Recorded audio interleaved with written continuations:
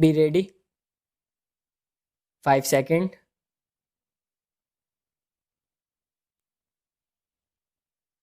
Start. Learned counsel for the opposite party number 2 has further submitted that admittedly the revisionist has not produced the high school certificate as required by Rule 12. The document on which the revisionist is relying is a photostat copy of the high school mark sheet in which the date of birth of the revisionist is mentioned. However, it is not disputed that the original mark sheet was also filed by the revisionist at the appellate stage.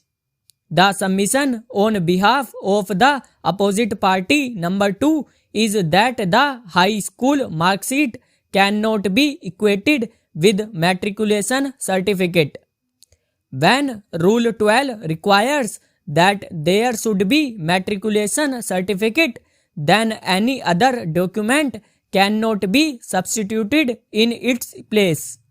The mark sheet is a document which states the marks obtained by a candidate in different subjects.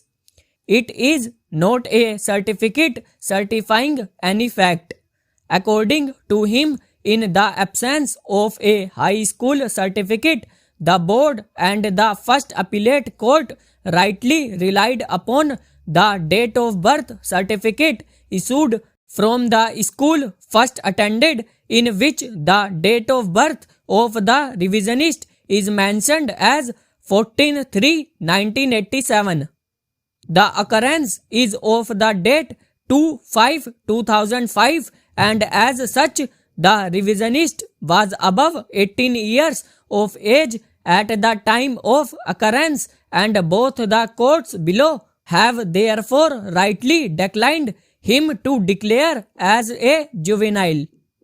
It has also been submitted on behalf of the opposite party number 2 that the subsequent criminal case in which the revisionist was declared a juvenile and the order became final was in fact a manipulated case. The FIR of that case was knowingly got lodged against the revisionist, in which revisionist made appearance, and on his application the board declared him juvenile. Since the case was manipulated, therefore the complainant did not file any appeal against the order declaring him juvenile, and the order became final, but the said order will not help the revisionist in the present case, because the board, under the directions of the appellate court, conducted inquiry and recorded a finding that the revisionist was not juvenile.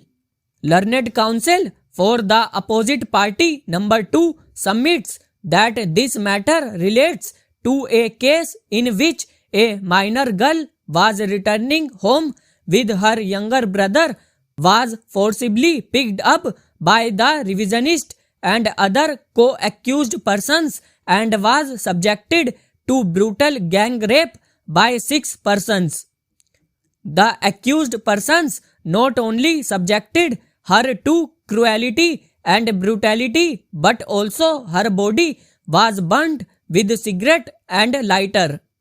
After the aforesaid assault, the girl was thrown on the road.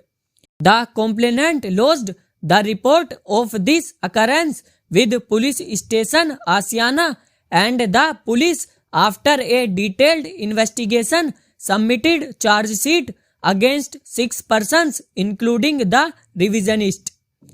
The co-accused have already been convicted after full trial and have been sentenced to undergo 10 years rigorous imprisonment. One accused was sentenced to life imprisonment. However, 2 of them were declared juvenile, but they have also been convicted as provided under the Juvenile Justice Act.